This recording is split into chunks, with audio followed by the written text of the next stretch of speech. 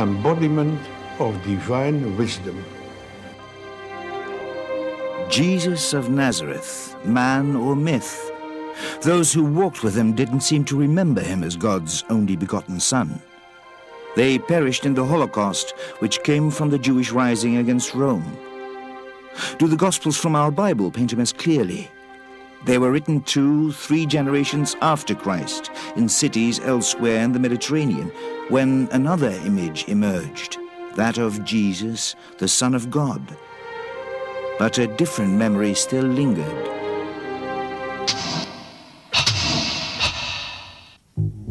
The Middle Ages, the south of France.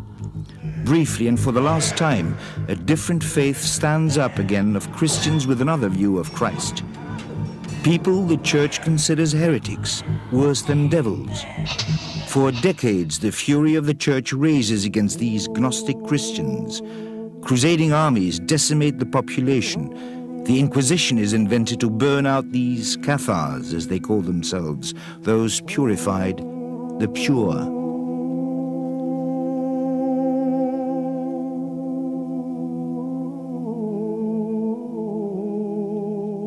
After many centuries, people now start remembering these Cathars and visit the places where they suffered. The Cathars were not forerunners of the Reformation. They were not a heresy of the Catholic faith. This was a faith that was completely different and went back to the earliest times of Christianity and even before that, when people experienced this world as a world of shadows, turned with their back towards reality, towards the true world. Man bound, unable to turn, believing the shadows he sees on the wall in front of him are reality, shadows cast by the real, divine world that goes on behind him. That is how the Greek philosopher Plato described man. Initiates of ancient mystery religions believed they could shed the ropes that bound them and find gnosis, knowledge felt in the heart, secret knowledge that transforms man and makes him become aware of the true spiritual world. They are called Gnostics.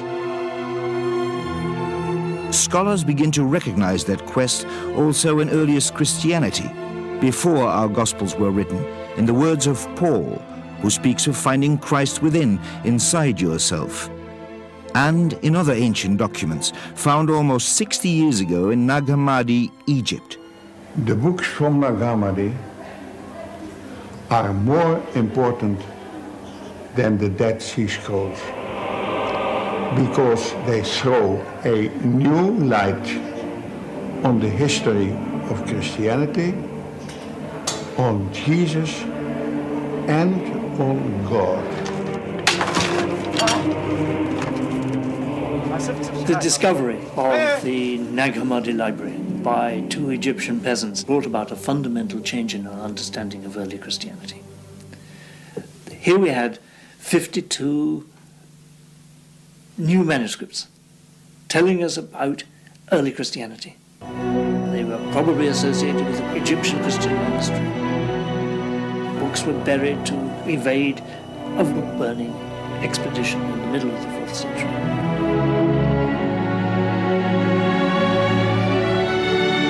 It's just given us a whole wealth of information, and I find it astonishing, really, that the Christians haven't run out everywhere and wanting to read the Gospel of Thomas and all these other marvellous scriptures which have come to light. And I think it says something about how powerful the hold of the Roman Church was, that it's still pushed outside, they're still regarded as heretical and dangerous. And of course they are.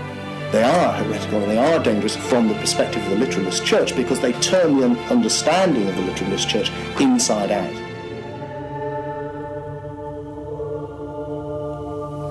They tell us about a variety of ways in which people believed that you could find salvation. By contemplating, by expanding the divine spark that's buried in each of us, communicating with God by searching inside one's own soul, an individual pursuit of the divine without the help of priests or bishops. Sounds attractive. Gnosticism is amazingly attractive.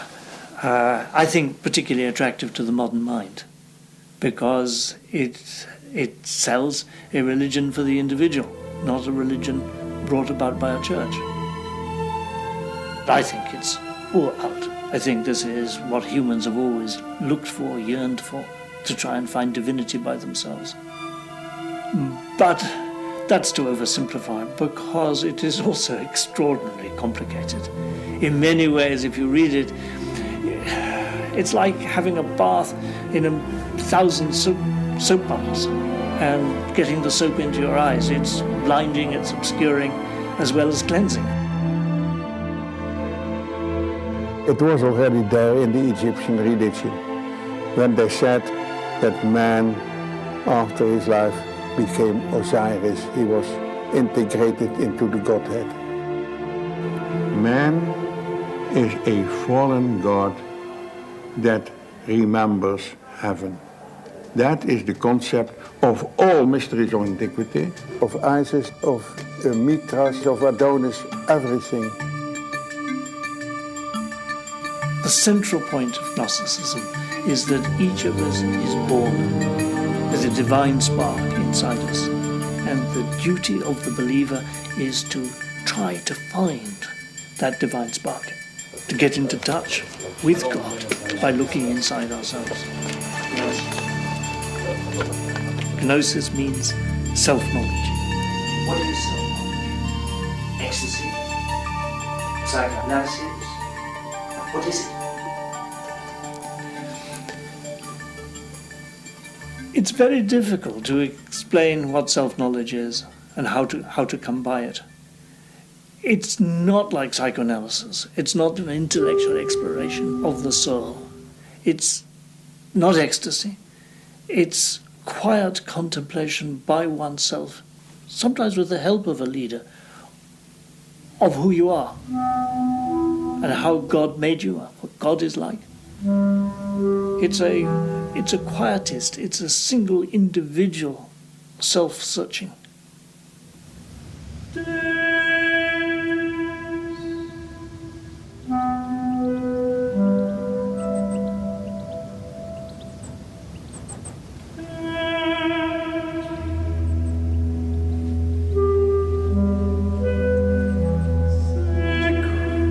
Basic idea that underlines Gnosticism or mysticism is that we're stuck in our ideas about what life is and about who we are.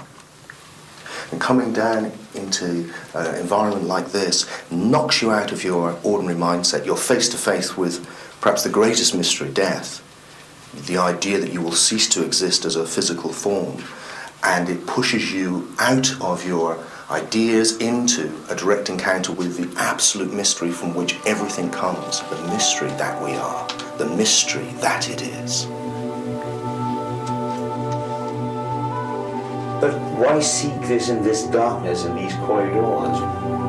I think it triggers the mystical experience with excitement of darkness and light and candles and the echoing chambers.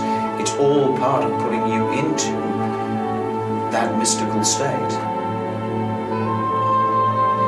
As Aristotle says about the mysteries, you don't go there to learn something, you go there to experience something. If you think of it as just being an intellectual process, you're missing the point. It's something far grander than that. I think the ancients had understood that you can know a lot, but not really have self-knowledge. When we learn something, we are learning many things. It becomes very complex. What the ancients are seeking is a return from the manyness of things, knowledge about many things, to knowledge of one thing, of the unity of all things. For most of 2 millennia, Gnosis was suppressed. We mainly knew about it from the fulminations of church fathers, but the find of Nag Hammadi in 1945 forever changes the way we look upon the origins of Christianity. The men who found it discarded it at first, They fell into the hands of black traders, some were burnt, but eventually it found its way to science, also thanks to Gilles Quispel, who hit upon the most important manuscripts somewhere in Europe and brought it to his friends, the great psychologist Carl Jung. They now gather dust in a small room in Cairo, opened maybe once in 10 years and only in the company of an officer of the museums, the police, the secret police and a judge. Quispel is most welcome. All of the Nag Hammadi manuscripts were published when he gave back the most precious one, the Gospel of Thomas, with the words of Jesus.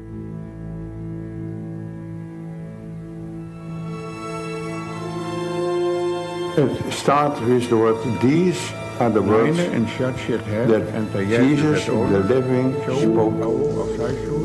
And Didymus Judas Thomas wrote, and he said, whoever finds the explanation of these words will not taste death. Who was Didymus Judas Thomas?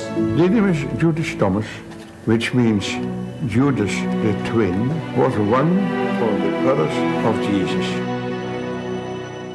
Later church tradition turned Thomas into the apostle who could not believe Jesus came back in the flesh, stigmata and all. Doubting Thomas, who is now said to be the most faithful disciple of his master. Who best understood his brother. According to the Gospel of Thomas, yes. He's understood not to be Jesus' twin brother on a literal level, but rather that whoever reads this gospel is to understand that he or she can come to recognize himself as Jesus' twin.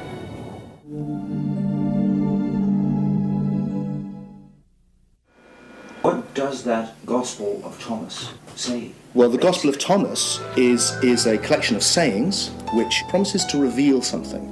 What it says it will reveal is what no ear can hear, no eye can see, what no hand has touched and what has never occurred to the human mind. What is it? Well, it's you. You are the thing you can't hear, see, your essence, consciousness itself. And I think this is the key thing, if you want to understand what Christianity is actually about and what paganism is actually about, is to understand that it's a journey of self-knowledge. And this was the great injunction which the god Apollo gave to the pagans at the Oracle of Delphi, the search for the gnosis, self-knowledge, know yourself. And the same with the Christians. And what they're looking for is the part of you which cannot die. It's not that you're going to be granted something you don't already have. It's discovering that you are already immortal, because your essence is not the body. If you discover what you really are, you discover God, you discover the divine, you discover God within. You appear to be a body, but you are consciousness. And the consciousness witnesses birth, witnesses death, in fact many times over, because all of the Gnostics, including the Christian Gnostics, believed in reincarnation.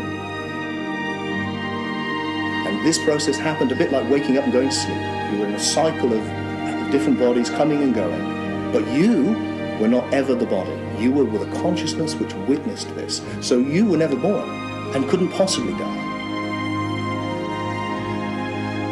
All separate things are an expression of one thing. So all human beings are images, or the word they use is eidolon. They are an image of the one daemon or spirit. A reflection of the divine. Not a reflection so much as the divine become conscious of itself. Become conscious. They use the term for the Father of the dazzling darkness. If you imagine light with nothing to reflect on, it's dark. So light in itself is dark, and they use this term dazzling darkness. Pure potentiality. Just light. Just consciousness, with nothing to be conscious of. When that creates for itself something to be conscious of, or something, or as light, something to reflect on, the universe comes into being. Out of this one consciousness of God expresses itself in all conscious beings. So all of us are images, eidolons of the one consciousness of the that is the universe, that is everything, which is God. Christian myth as we have it, on the contrary, emphasizes a deep gulf between man and God. God is God, and we are mere mortals.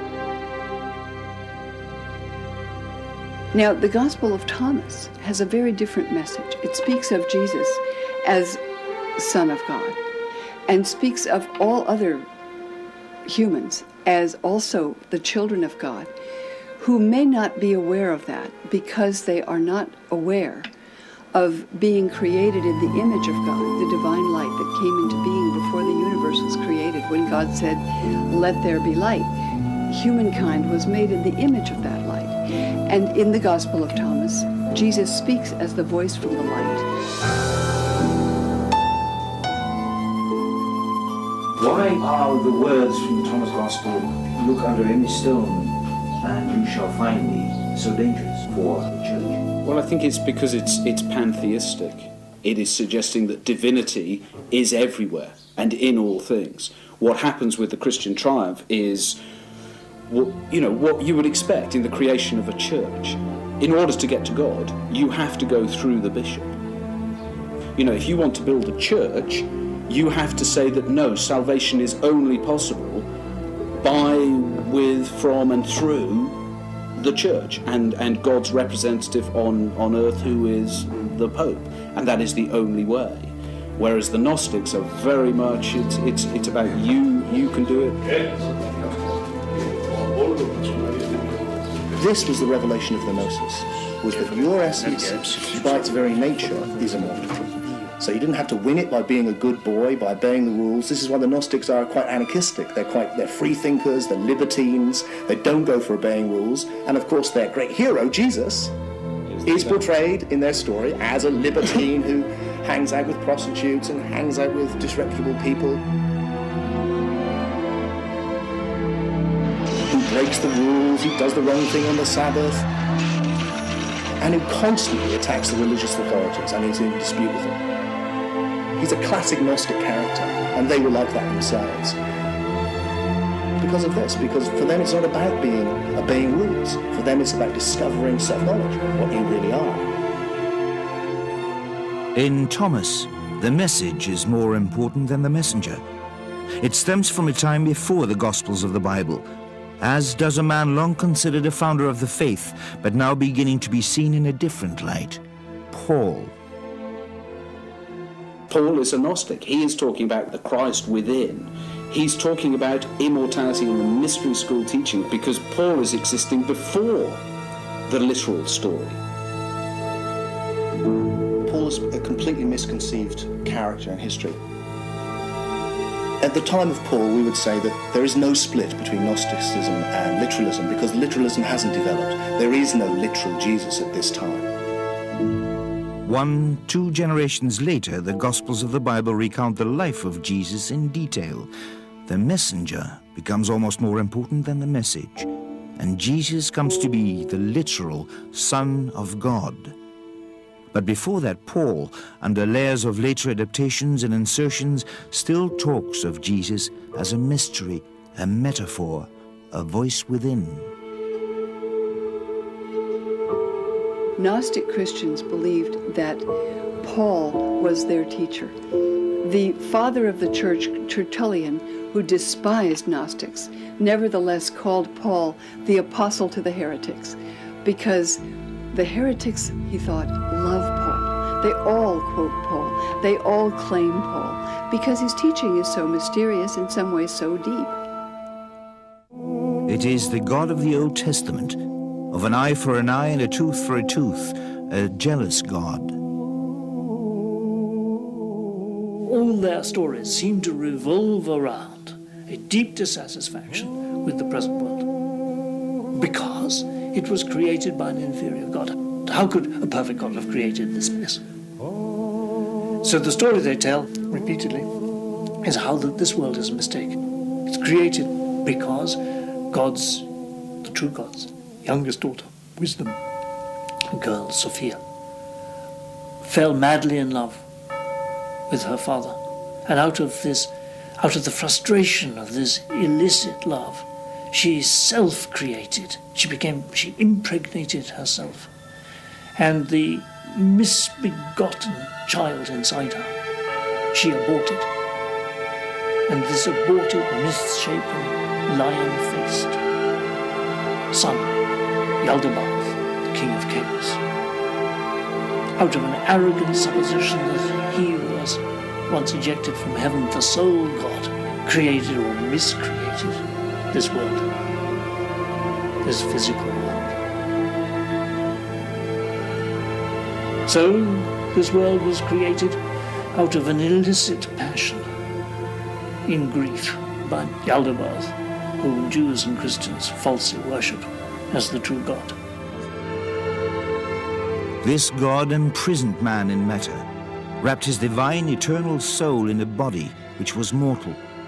Creator of this physical world, he created man in his image, forever slave to matter, trying to accumulate more and more.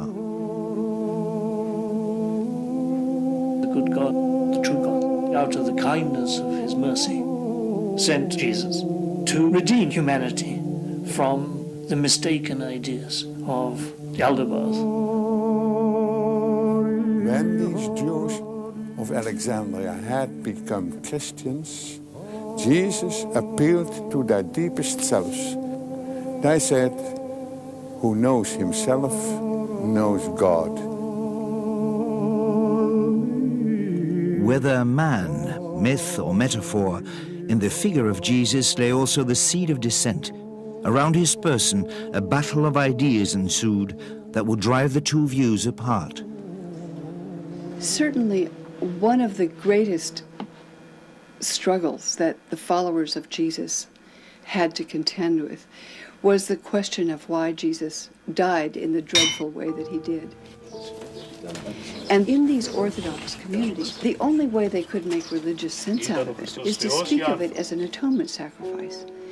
But it could only be important as an atonement sacrifice if everyone needed atonement for sin.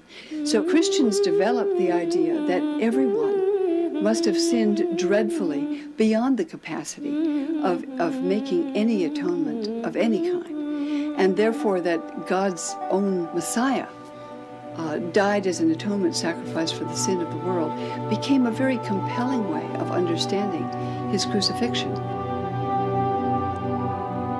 It brought a crucial new element into the relationship between man and the divine: sin. The central element in the Christian message, its lever, is the degree to which it instills guilt, that God is there watching, knowing not only what we do, but what we think. I think Christianity is quite exceptional in the degree to which the all-seeing God observes and punishes, is said to punish, believers for faults of thought, for sins of the mind. Sin and guilt gave rise to a creed in which hell became imaginable, fear of God, and admonishments of priests. It was not an idea the Gnostics wished to share. The word sinner doesn't figure in their dictionary. The Gospel of Thomas speaks not so much of the discontinuity between God and ourselves, but of humans created in the divine image, and therefore having a sort of innate connectedness, affinity with the divine. Man is a fallen God that remembers heaven. That is the concept of all mysteries of antiquity and also of gnosis. The word sin doesn't find a place. That doesn't mean, of course, that we're sinless or divine, but rather that we can find our way to God when we find our way to ourselves. And for what sins we commit or what wrongs we do, there are means of redress.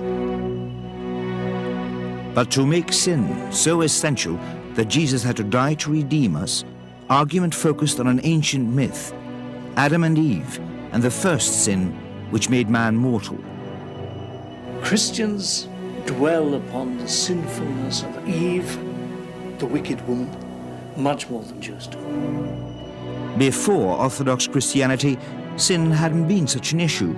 Jewish rabbis, pagans, Gnostic teachers basically agreed that we have in us the capacity to follow or to disobey God. We have the good impulse and the evil impulse. And that was understood to be a human condition. There's a great debate about it, because some Christians thought it was crazy. This is eating an apple, one minor disobedience, and for that millennia of Christians are condemned by God to an inferior existence rather than living in paradise. It's a completely disproportionate punishment.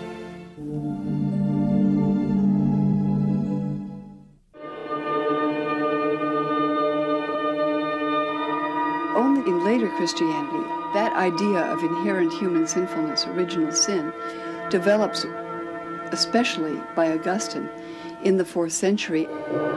So in these Orthodox communities, one develops a strong sense not only of the distance between God and humankind, but of the innate and irredeemable sinfulness of the human condition, apart from this death of Christ now understood as sacrifice. But the conventional Christianity, the canonical Christianity, which didn't become established till the 2nd century, was much disputed.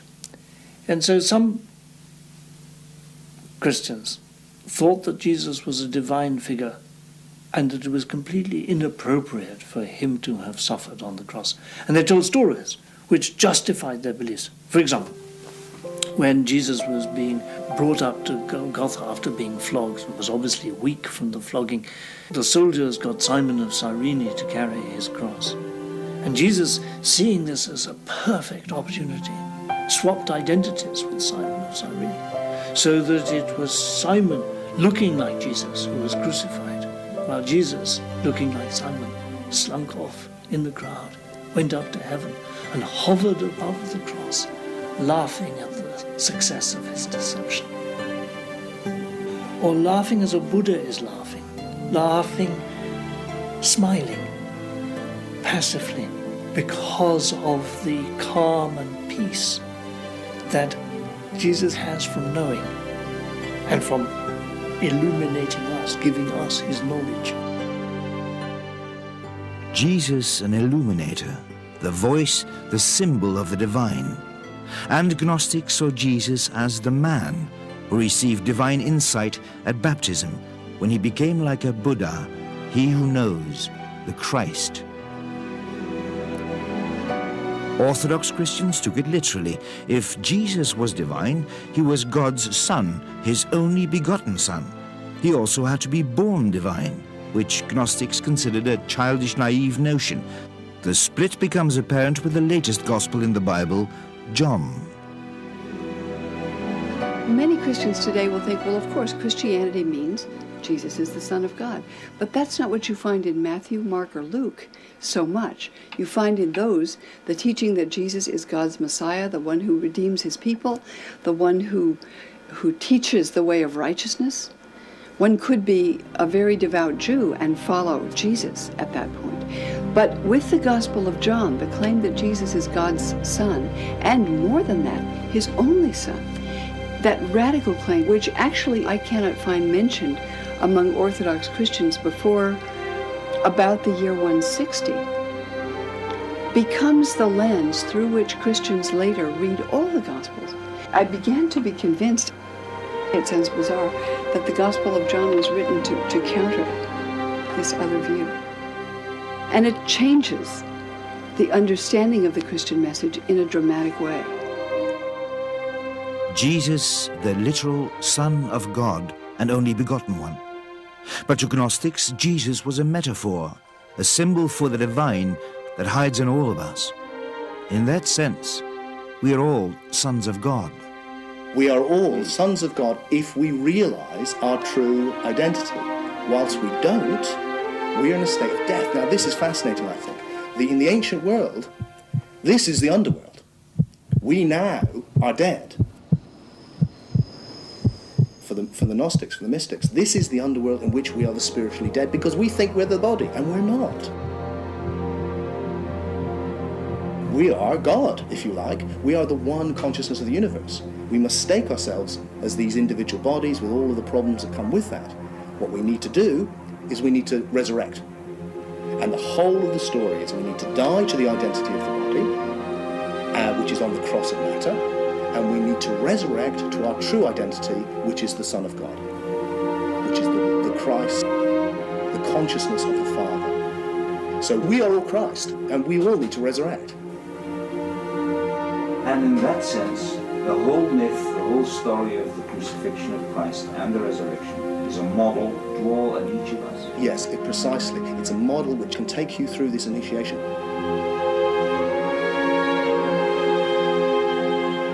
But again, this difference.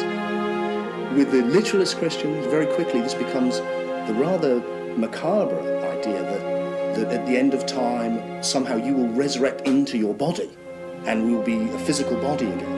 Because that's what they think happened to Jesus. It's a natural correlate. He came back in his physical body, having died literally, and that's literally what will happen to you. Or if it will happen to you if you understand the Christian message. The Gnostics, of course, are saying the complete opposite. If you don't understand the Christian message, you will come back into a body through reincarnation.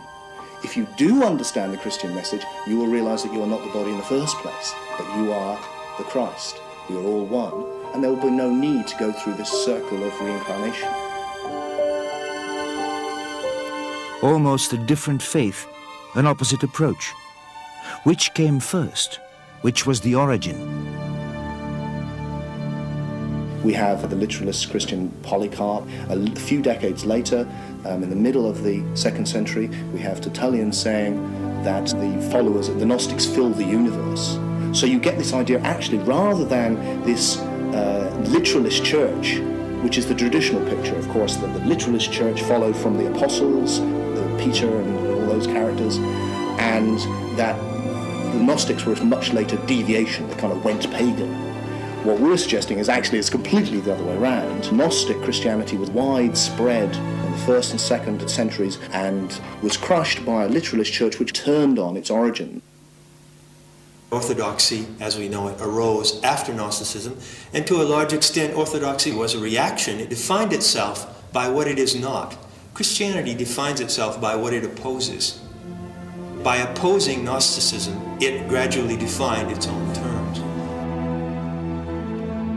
From a wide variety of dozens of Gospels and writings, and 7 or 8 generations after Jesus lived, early Orthodox Church Fathers began selecting the few which would shape the New Testament and define the creed. I think it's in the face of terrible danger, the threat of persecution that impelled concerned Christian leaders to try to find the basic teachings on which they felt all could agree. In this selection, overt Gnostic views, elements too complicating for a literalist view of Jesus, were laid aside.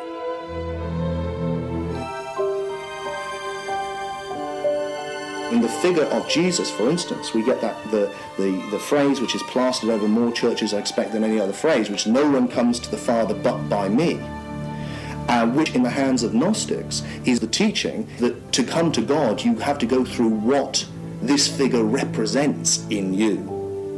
And this is Paul's message. To come to God you have to find the Christ within as an allegory of truth.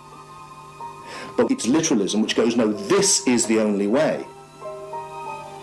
And I think once you have this idea of a literal incarnation of the Son of God, not a mythic incarnation of the Son of God, then the correlate of that is that for their own good, you must save the souls of others, and everyone must be led to believe this, or forced to believe this indeed, for their own good. So you get a divine injunction to be authoritarian.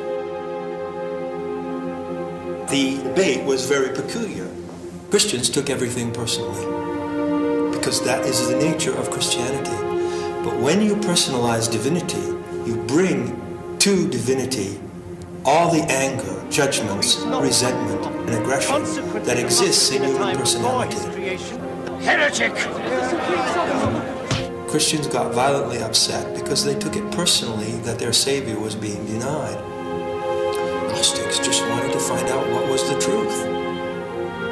The difficulty Gnostics face is that because they are individually searching for salvation by themselves, they're not organized, they're not united. Gnostics, they attacked the views of the early Christians. The Christians did not simply attack the views of the Gnostics in return, they attacked the Gnostics themselves. Both views might still have existed side by side, but for the appearance of this man, Constantine, first Roman emperor to embrace Christianity, in whose wake the young church reaches for power supreme. The story goes that Constantine had a vision, a dream, in which he saw the sign of the cross in the sky, and he was convinced that if he became a Christian and used this emblem for his troops, he would win a battle against his rival pagan emperor.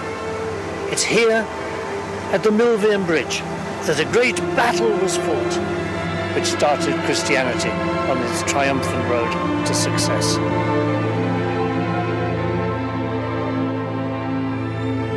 The Council of Nicaea 324. Emperor Constantine settles all differences about the creed. Fellow ministers, we believe in one Lord, Jesus Christ, the Son of God, God from God. 3 centuries after he lived, Jesus is proclaimed to be the Son of God by imperial decree. All other opinions are forbidden. When Christianity allies with the state to create a religious monopoly, that's when Christianity becomes radically different. One would say triumphant, successful, but for the fact that once the church is allied with the state, it begins to commit the very crimes that it has complained about for the first 300 years of its existence. It persecutes, it kills for religion. It has to become a hierarchical, oppressive institution. Of course, you could defend it and say it's in the interests of the masses that a particular brand of religion is forced on them. But it's not my fantasy, my imagination of how religion best proceeds. It's interesting, isn't it, that soon after his conversion, the Emperor Constantine gave glorious gifts to the churches at Rome, St. Peter's and St. John Lateran here, solid life-size statues of Jesus and the apostles, so that soon Christian churches looked exactly like pagan temples. And this is merely one straw in the wind of the wealth that the church acquires throughout the 4th century. Is the church corrupted? Yes. Does it preserve a sense of its origins, the sense of the importance of poverty? Yes.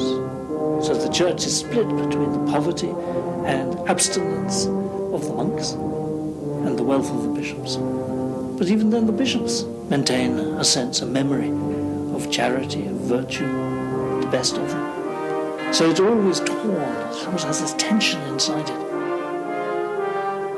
Jesus, whatever else he did not set up a church, left no instructions for a church.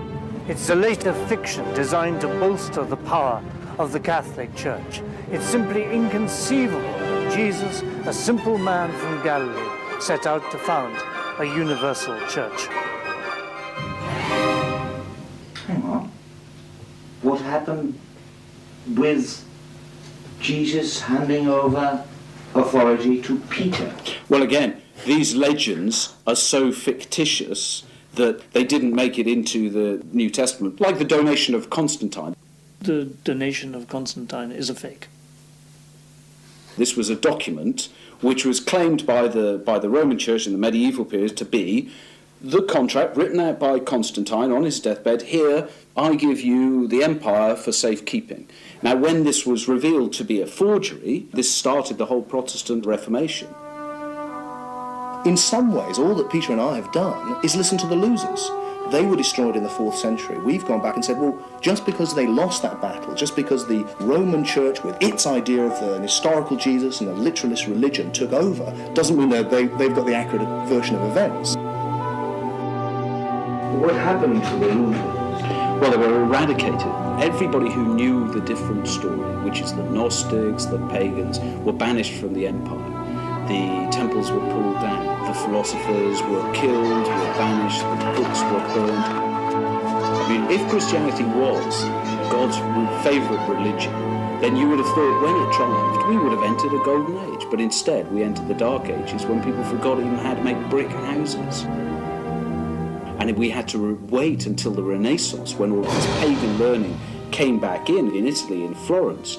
The books of Plato, which had been banished for 1,000 years, came back, the Hermetica, and suddenly Botticelli was painting pictures of pagan gods, and we call it the rebirth of Western culture, because this is when we got back to the place we had been before Christianity triumphed. Belief in the Jesus story was originally only a first step in Christian spirituality, the outer mystery. The significance was to be explained by an enlightened teacher when the student was spiritually ripe, a mystical knowledge of God beyond mere dogma. Although there are many great Christian mystics of later centuries who have intuitively seen through to this deeper symbolic level, as a culture we've kept only the outer mysteries. It seems to me we have kept the form, but we have lost the meaning. As churches become empty, people seek elsewhere, sometimes as far as the other side of the world, not realizing an ancient tradition which sought the same lies deep within our past and addresses similar people. Certain fathers of the church, like Irenaeus in his famous 5 volumes against the heretics, attempts to identify Gnostics and say they're really not Christians, they're heretics. They have special characteristics. First of all, they love to read and interpret Scripture. Second, they look to their own intuitions, revelations, and dreams and believe that they are receiving intimations about the divine. Third, they are constantly seeking. They're continually open to new exploration. Now, one could have said the same about people that are called New Age, but certainly philosophers were expected to inquire and keep asking. Asking, one finds a tradition eradicated, interrupted for many, many centuries, complicated for us today, sometimes bewildering. All of this is pretty difficult to comprehend for modern man. Dear friend, there is no shortcut to gnosis and no instant nirvana. He made me laugh with that, the old gentleman. And he was right, of course. Every great world religious tradition, whether it's Hinduism, Buddhism, Islam, Judaism, has both the teaching for everyone, exoteric teaching, which every adherent of that faith is supposed to follow, and esoteric or mystical teaching. The only one that lacks that, in a way, is Western Christianity. I think it's unfortunate that that path, which many people find necessary for their own integrity and development, has been regarded as either heretical or a path leading nowhere.